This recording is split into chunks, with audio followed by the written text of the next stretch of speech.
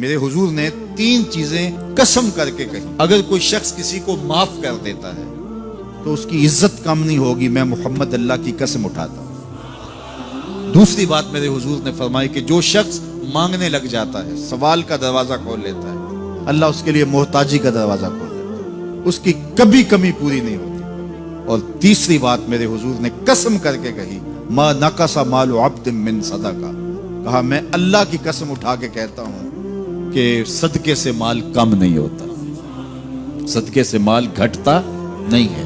تو ایک تو مال بھی نہیں گھٹے گا، یہ ضمانت کس کی ہے؟ میری نہیں ہے، یہ رسول اللہ کی ضمانت ہے۔ ایک تو مال بھی کم نہیں ہوگا، اور دوسرا یہ ہے کہ حب دولت ختم ہوگی۔ حب دولت تلف میسازت زکات، یہ ماہ سیام آ رہا ہے تو زکات سے حب دولت کو کم کیجئے، بلکہ صدقات دیجئے، نفلی صدقات کیجئے، غرباء کی مدد کیجئے، مساکین کی مدد کیجئے، اپنے غریب محتاج رشتہ داروں پہ غور کیجئے، ان کی مدد کیجئے، اپنی ہمسائیگی میں دیکھیے، پردے سے مدد کیجئے، ان کی عزت نفس بھی مجروح نہ ہو۔ یہ جو نمائش لگا کے 10 اخباروں میں چھپوا کے لوگوں کی مدد کرتے ہیں، اس سے گریز کیجئے۔ کبھی سوچیں کہ اگر آج کسی کی بیٹی لائن میں کھڑی ہے تو کل اگر یہ مرحلہ میری بیٹی کے لیے آ جائے تو پھر میرا مزاج کیا ہوگا؟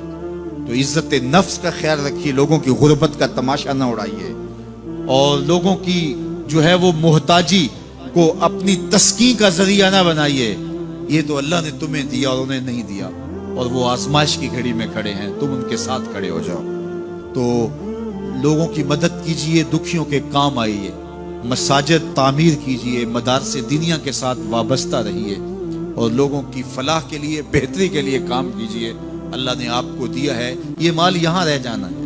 میرے حضور نے فرمایا، ابن آدم کہتا ہے میرا مال میرا مال، اس کا مال وہ ہے جو اس نے کھایا یا پہنا اور پرانا کر دیا یا آگے بھیج دیا، باقی اس کا نہیں ہے، وہ وارثوں کا ہے۔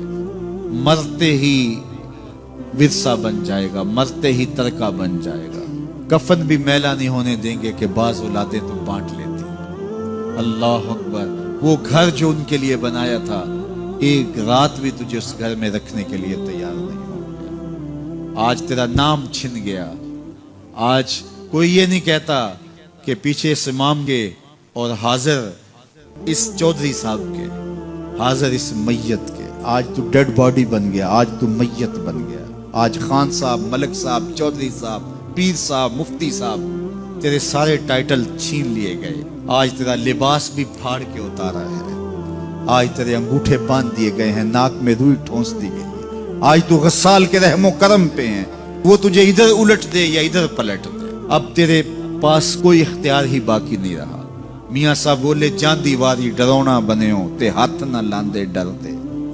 آج اولاد بھی دور ہے، پوتے اور پوتیاں بھی ڈرتی ہیں۔ جاندی واری ڈرونا بنے ہو تے ہاتھ نہ لاندے ڈر دے، جنہ لئی تو پاپ کمائے اج کتھے نہیں تیرے گھر دے۔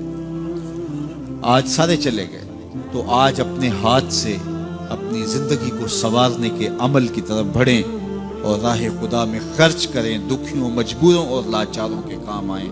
اللہ آپ کی مدد کرے گا۔